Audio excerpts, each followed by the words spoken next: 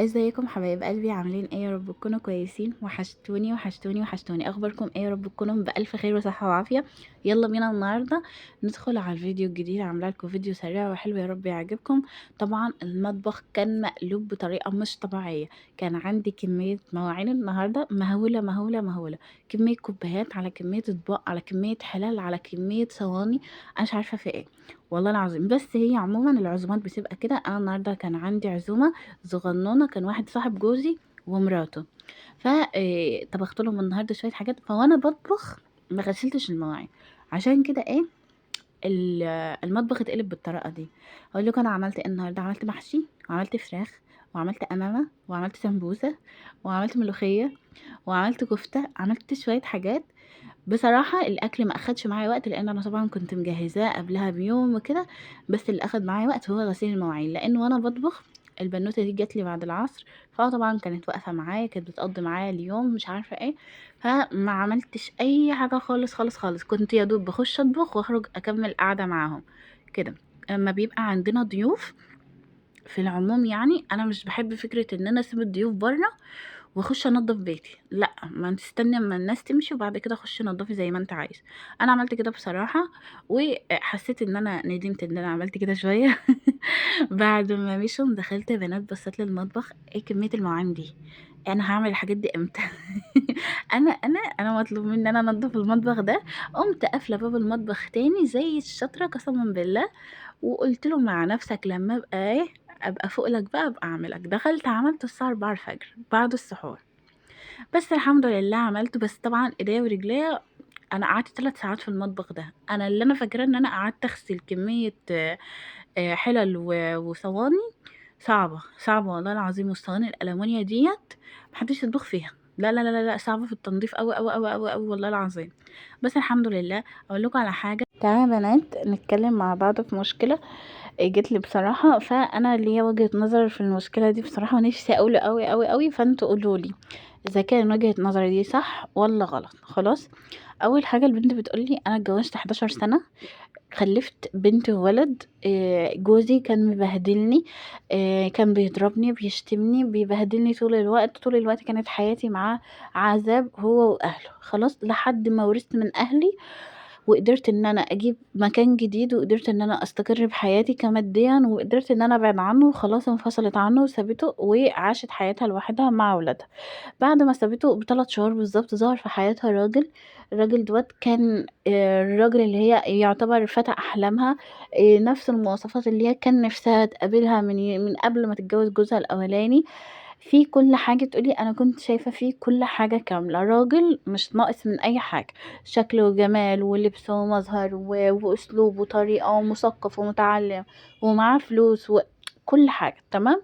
الراجل دوت مشكلته الوحيدة ان هو كان متجوز، بس كان دايما مصدر لها ان هو على خلافات كبيرة جدا جدا مع مراته، وان في مشاكل جامدة ما بينه هو ومراته هتوصل للطلاق، وانه مسيره مش هيكمل معاها. تمام. فهي كانت برضه موافقة وما عندهاش أي مانع. طلب منها ان هو هيتجوزها رسمي وكل حاجة، بس في السر مش هيعرف أي حد ان هو اتجوزها. هي طبعا عشان بتحبه وافقت ورضت وتمام واتجوزته فعلا ومفيش أي حاجة. ومراته لحد الآن معرفتش أي حاجة. قعدت معاه بالظبط حوالي 6 شهور. تمام. 6 شهور دول بتقولي كانت حياتي كلها عذاب. عشت معاه أول شهر بس كان كويس جدا جدا جدا جدا جدا. باقي ال6 شهور حياتي كانت عذاب. وراني الويل. ضغط على نفسيتي وعلى أعصابي بطريقة غير مباشرة. اللي هو يا بنات الراجل النرجسي، عارفين انتوا تصفات الراجل النرجسي اللي هو بيعمل صمت عقابي والحاجات دي؟ هو ده. طبعا لحد ما هي تعبت واتخنقت فبدأت تقول له انا عايزه جوازنا يبقى في العلن. كان بقى بيسيبها بالايام مش عارفه ايه. فقالت له انا عايزه جوازنا يبقى في العلن. مجرد ما قالت له كده، مجرد ما طلقها وقال لها انا مش قادره عليكي ومش قادره على مسؤوليتك، انا مش عايزه اكمل معاكي، انا هطلقك وهرجع لما عيالي تاني. وفعلا طلقها. وبتقولي عشت من بعدها فتره سيئه جدا جدا. ما عداش سنه بالظبط. طبعا في خلال السنه ديت هي اشتغلت، عملت فلوس، عملت مشروع. المشروع كبر، الدنيا بقت تمام، الحالة بقت كويسة، مش محتاجة لفلوس. الدنيا بقت تمام معاها من ناحية الماديات. في خلال السنة دي بقى هي كانت اتعرفت على راجل تالت خالص من ناحية بعيدة خالص خالص خالص. حياته مختلفة تماما عن الزوجين الأولانيين. بس كان شرطه الوحيد إن هي هتقعد من الشغل مش هتشتغل، وفي نفس الوقت هيتجوزها عادي، تمام، هيتجوزها علني وهيعلن للناس وكل حاجة. هي بقى اتعلمت طبعًا من الجوازتين الأولانيين وقالت له: "أنا مش هاتجوزك غير لمّا تكون مراتك عارفة، يعني لو مراتك راضية بالجوازة أنا هاتجوزك، غير كده مش هاتجوزك." طبعًا الراجل دوّة قعد يعمل البِدع عشان هي توافق عليه، بتقول لي كان بيبوس حرفيًا التراب عشان أوافق إن أنا أتجوزه، قدّم حاجات كتير جدًا، جدًا، جدًا عشان أرضى بيه. قعد يحاول معايا سَنة كاملة إن أنا أوافق أتجوّزه. أنا طبعًا ما وافقتش وفضلت مُصرّة على رأيي إن أنا مش هاتجوّزك غير لمّا مراتك تعرف. في الآخر خالص الراجل فعلًا استسلم لرغبتها وأكد لها إن مراته عرفت، وسمّعها مكالمة لمراته إن مراته موافقة إن هو يتجوّز وما عندهاش أي مشاكل وعادي. ودي أكبر مشكلة أو أكبر غلطة أنتِ وقعتِ فيها. الست اللي ترمي الراجل أو تقول لِك عادي يتجوّز أو يغور أو مش فارق معايا، اعرفي إن الراجل دوّة هي حاجة واحدة بس، الراجل ده ما لوش لازمة بالنسبة لها، يبقى الراجل ده وِحِش، باختصار، باختصار. الست لو الراجل اللي معاها كويس هتحطه ما بين رموش عينيها، مش هتطيق بس واحدة تبُص له، مش اللي هو حتى يروح يتكلم ويتجوز، ده هبل، أنتم هُبل والله العظيم. المهم تعالوا نكمّل القصة.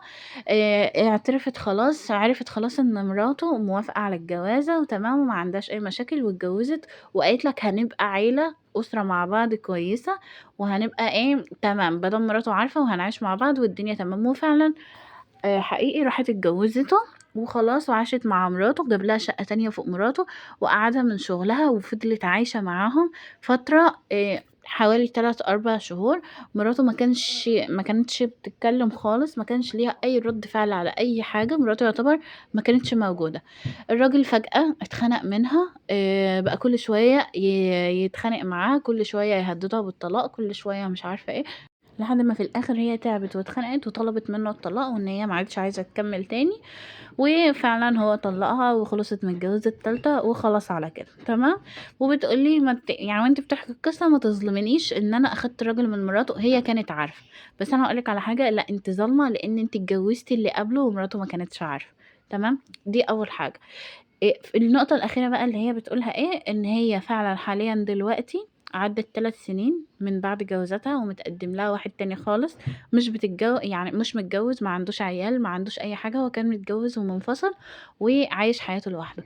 فبتسألني هل بعد كل التجارب ديّة تتجوّزوا والّا لأ؟ أقول لكم بقى على رأيي باختصار. بُصّي، أنا رأيي بصراحة أنتِ سِت هبلة وعبيطة وبتجري ورا مشاعرِك، وباختصار أنتِ سِت فاضية. ليه؟ ليه؟ ما فيش سِت عاقلة في الدنيا كلّها تعاشر الراجل 11 سَنة، يعني أنتِ عرفتِ الجواز بكل الحلو اللي فيه، بكل المساوئ اللي فيه، أنتِ عِشتِ 11 سَنة مع راجل، لسه عندِك طاقة تانية إن أنتِ تروحي تدّيها لراجل تاني وتالت ورابع، أنتِ بجد سِت فاضية. أنتِ سِت بصراحة أنا شايفة إن أنتِ مش قد المسؤولية اللي ربنا عطاها لِك. أنتِ معاكِ طفلين ما جبتيش سيرتهم نهائي، وأكيد الأطفال دول كبار وواعيين، أنتِ بتقولي عِشتِ 11 سَنة مع أبوهم، فأكيد الولاد دول كبار، تمام. يعني فاهمين أنتِ بتعملي إيه وشايفين أنتِ بتعملي إيه، ما بصّيتيش لنفسيتهم، ما بصّيتيش لولادِك أصلًا، أنتِ ما ذكرتيهمش أصلًا طول الرسالة. أنتِ كل اللي هَمِّك أنتِ بتتجوزي وبتطلّقي وبتحبي، وبتتجوزي وبتطلّقي وبتحبي. أنا أعتقد إن أنتِ عندِك اضطراب نفسي، ده اعتقادي إن أنتِ عندِك اضطراب نفسي، ما أنتيش سوية نفسيًا، ومحتاجة فعلًا حد يساعدِك. روحي لدكتور نفسي يساعدِك، أو شوفي أي حد يساعدِك، وابعدي عن حتّة الجوازات الكتير دي. ما أنتيش شايفة إن هي ممكن تكون علامة من ربنا، إن ربنا مش عايزِك في الحتّة دي، ممكن يكون ربنا عايزِك مع ولادِك، ربنا عايزِك تتجهي لولادِك، ربنا عايزِك تركّزي مع ولادِك، ركّزي في مستقبلهم وفي حياتهم، بالذات أنتِ ما أنتيش محتاجة لفلوس ولا ماديات، يعني ربنا الحمد لله مضبّط لِك حياتِك. ركّزي مع ولادِك، كبّريهم، علّيهم، علّي شأنهم، ركّزي معاهم إن هُم يكونوا أحسن. أنتِ خلاص عِشتِ حياتِك، عِشتِ حياتِك مع زوج أول وتاني وتالت. مع إن أنا لو منِّك وفي وضعِك، أنا عمري في حياتي أنا ما أحبش الست اللي تتجوّز وتتطلّق وتروح تتجوّز تاني وتدخّل راجل غريب على ولادها دي.